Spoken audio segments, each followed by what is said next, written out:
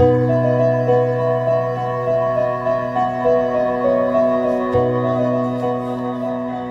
na ba yung lugar niyo? Oo.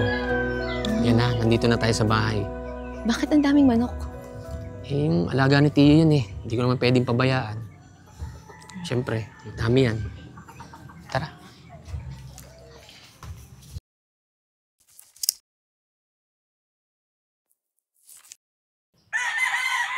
Ma, anong luto yan, ma?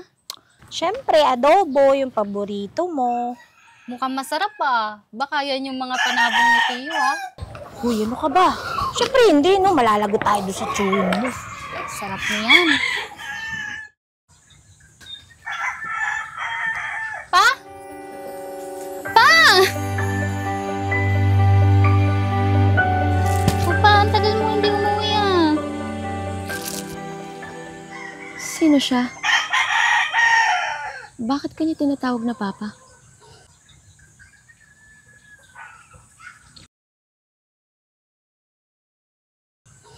Ano ko nga pala? Si Rosen. Ay, Doyen. Si Jing nga pala asawa ko. Jing, si Doyen girlfriend ko. Dito na siya titira. Saya, no? Dadagdagan yung pamilya ko. Tara na.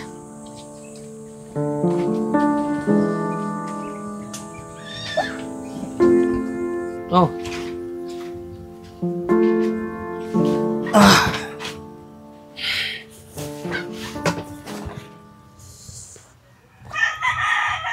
Oh. Ano pang ginagawa mo dyan? Upo ka na. Dito.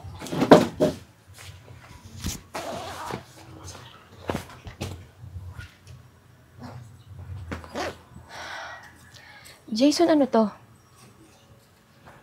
Oh. Bakit ganito yung madadatang ko dito? Hindi ko inaasahan to. Akala ko ba uwi tayo dito sa probinsya nyo kasi titira na tayo sa iisang bahay, sa iisang bubong. Akala ko ako lang.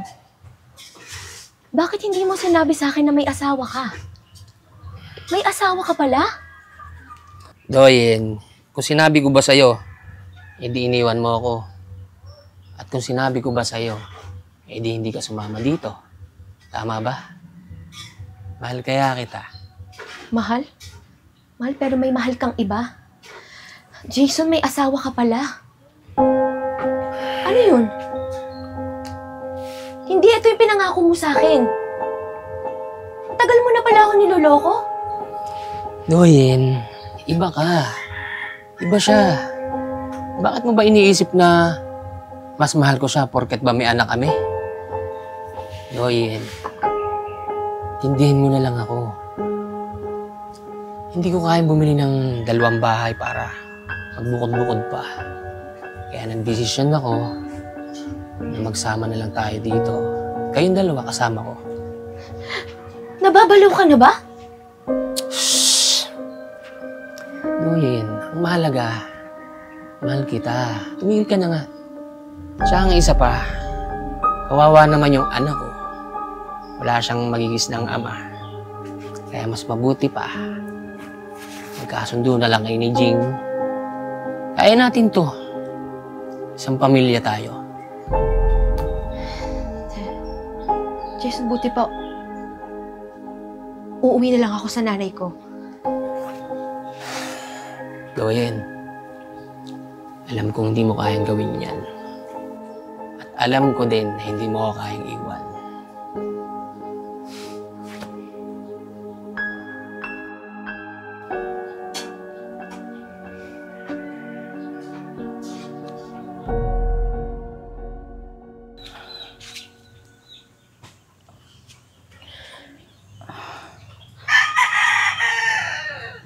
So, paano? Tanggap mo na lang ba ang ganitong sitwasyon? Nakabit ka? O baka naman gusto mong umalis habang may oras ka pa? Hindi ko alam na may asawa at anak si Jason. Hindi ko rin alam na ganito yung madadatnan ko dito. Iba yung mga pinangako niya sa akin sa nakikita ko ngayon. Baliw ang asawa ko. Kaya kung ako sa'yo, habang may oras ka pa at hindi ka pa buntis, umalis ka na. Anong sinasabi mong baliw? Ganyan din siya sa akin noon, nung bago pa lang kami. Nung inuwi niya ako dito, doon ko nalaman lahat. Doon ko nakita ang tunay niyang pagkatao. Wala na akong magawa dahil buntis na ako. Nagpakasal na kami. Dahil ayoko rin namang lumaki ang anak ko na walang ama. Mahal mo ba siya? Oo. Mahal na mahal. Hindi sapat yan. Mag-isip-isip ka.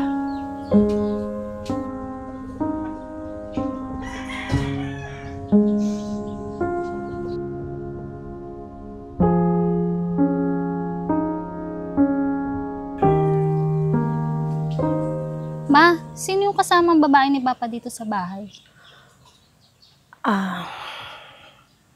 Anak, Sal, kung ano man yung nakita mo o makikita mo at maririnig mo, ilabas mo lang sa tenga mo, ha? At pagbulag-bulagan ka na parang wala kang nakikita at walang naririnig. Naiintindihan mo? Opo, Mama.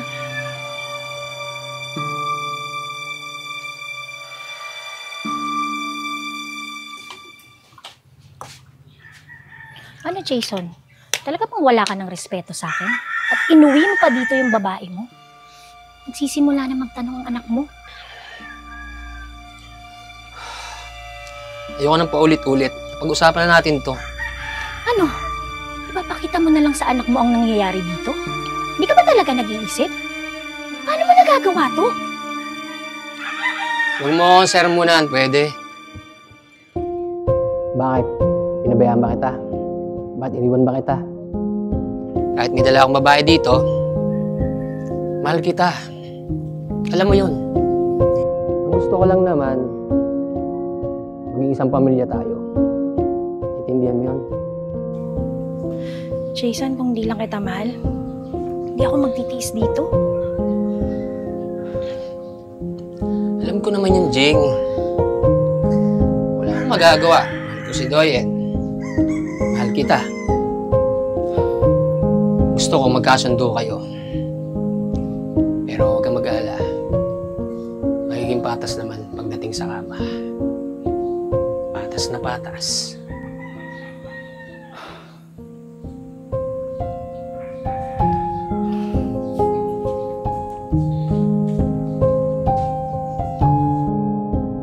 Gusto ko pa.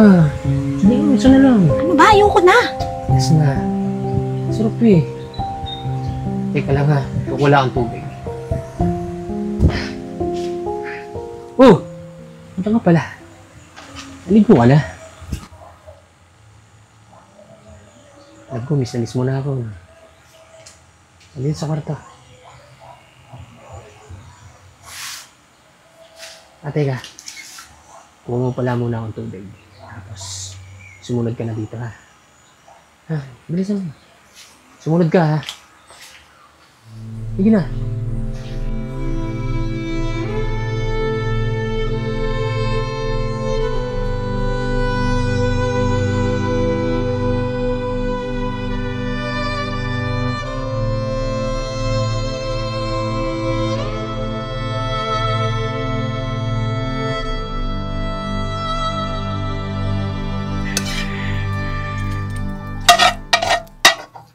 Pa, Oh. mahal mo po ba talaga si Mama? Oo naman. Bakit mo ba naitanong? Oo, mahal ko kayo ng mama mo. Eh bakit po nagdala kayo ng babae dito sa bahay? Anak, huwag kang magsalita ng ganyan. Hindi ba si Tita Doyen mo, special sa akin? Kaya ako siya dinala dito. Gusto ko mag-isang buong pamilya tayo. Huwag kang mag-alala, anak. Magkakaroon ka ng kapatid sa Tita Doyen mo. magiging masaya na dito sa bahay. Papa, di ba dapat isang asawa lang ang nakatira sa iisang bahay? Anak, marami ka pang hindi naiintindihan dito sa mundo. Balang araw, maiintindihan mo din si Papa. Oh, okay na to. Tawagin mo ng Tita Doyen mo at saka mama mo. Sabihin mo, sabay-sabay tayong kakain. Sige na.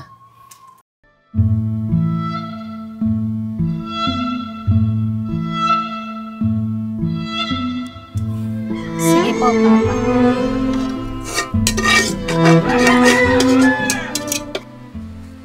Doyen, mahal ko. Anong ginagawa mo? Ba't nag-ayos ka ng gamit mo? Nagtanong ka pa talaga, ha? Ikaw lang. Bakit? Hindi ito yung pinangarap kong buhay, Jason. Nababaliw ka na ba? Hindi ko na masikmura lahat ng ginagawa mo. Oo, mahal kita. Pero ibang-iba ka na. Ang tagal nating nagsama sa Manila, pero hindi ka naman ganyan. Doyen. Kasalanan ko, naniwala ako sa'yo. Jason, walang babaeng gustong maging kabit. Lantaran pa? Bakit? Ginawa ba kitang kabit? Binibigay ko naman lahat, Patas na patas.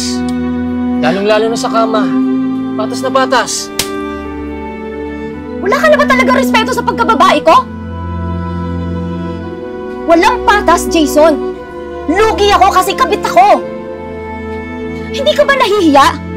Usap-usapan na ako. Usap-usapan na tayo ng kapitbahay. Doyen, huwag mo silang isipin. Wala kang paalam sa kanila.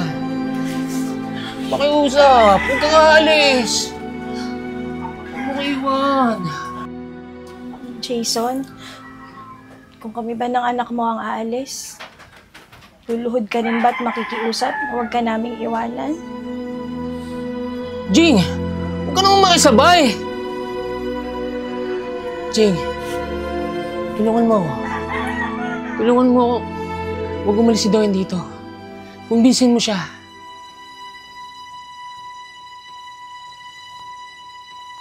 Walang aalis dito!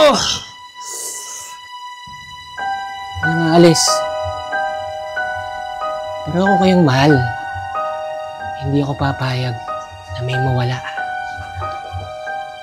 Doyen, pag nagkaanak tayo, magkakaroon na ng kapatid si Rosen. Okay yan, di ba? Isang malaking pamilya at masayang pamilya. Di ba? Di ba?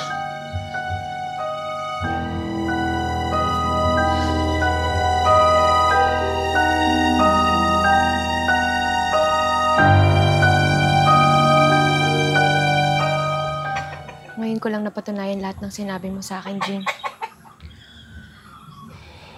Totoo nga sinabi mo. Pero alam mo, sobrang layo. Sobrang layo ng pagkakakilala ko kay Jason. Di siya ganyan dati. Pareho lang tayong biktima, Doyen. Ako walang choice, kundi manatili. Dahil tanggap ko na eh. Kilala ko na ang asawa ko. Kaya ikaw, habang may panahon pa, umalis ka na. Umalis ka na dito. Jing! Bakit mo pinapalaya si Doyen? Wala kang karapatang gawin yan dahil pamamahay ko to. Palamunin lang kita dito. Tsaka bakit nakikialam ko sa desisyon ko? Pilit kong inaayos tong pamilyang to, sinisira mo. Hoy Jason, matagal na akong nagtitiis sa pamilyang to. Nagtitiis ako para sa anak ko. Nagtitiis ako para hindi mawalan ng ama ang anak ko. Pero hindi ko na kaya. Ayoko na ng ganito. Dahil hindi na kita kayang pakisamahan. Dahil baliw ka! Baliw! Hindi ko pinangarap ang ganitong pamilya, Jason. Kaya kayang-kaya na kitang iwan ngayon. Rosen! Ikaw. Rosen, halika dito! Jing! Anak, Anak! mag-impake ka na ng mga gamit natin ha. Aalis na tayo. Bakit po? Basta Ikaw sumunod na. ka na lang sa akin. Sige na, mag-impake ka na. Sige po. Iwan mo ko. Jing! Jing!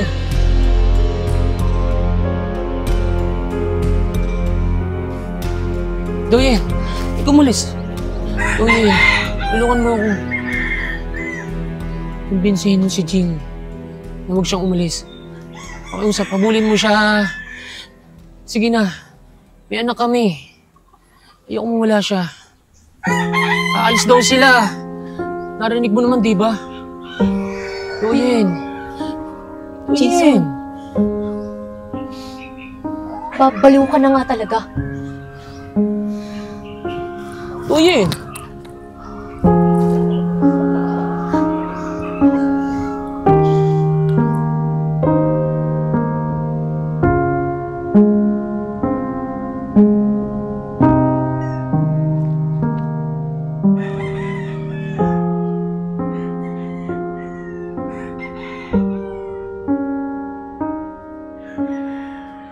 Salamat, mahal ko. Hindi mo ako iniwan. Yung si Jing, walang utang na loob yun. Pero hahanapin ko siya. Kukunin ko yung anak ko, si Rosen. Pero, sa tingin mo, babalik pa ba siya? Kasi, alam ko, hindi niya kayang mabuhay pag wala ako. Parang ikaw, hindi mo kayang mabuhay nang wala ako.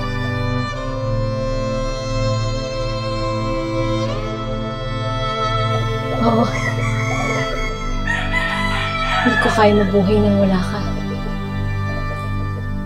Kasi mahal na mahal kita. Oo nga eh. Kaso, nasira yung gusto kong mabuong pamilya. Kasi dati, sabay-sabay tayong nakakain. Pero ngayon, wala na. Nabuwasan na tayo. Huwag kang mag-alala, mahal ko. Babalik sila. Lalong-lalo na yung anak mo, si Rosen. Babalik sila. Talaga, Doyen? Hintayin ko yun. Pati si Jing babalik.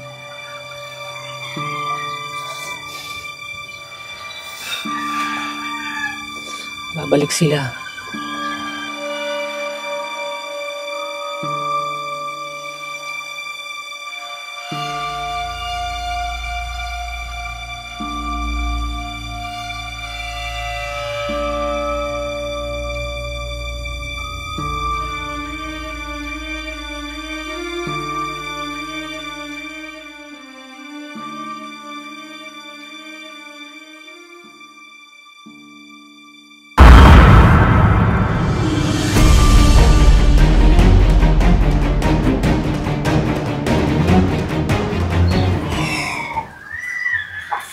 Jason, kami ba ng anak mo ang aalis?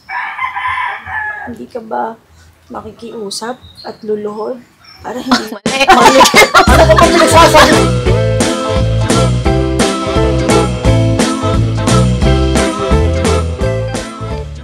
Jing! Bakit mo pinapalaya si Doyen? Wala kang karapatang magdesisyon. Wait, nabulo lang.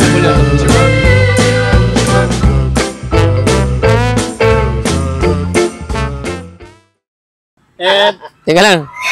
Oh! Sabay pa.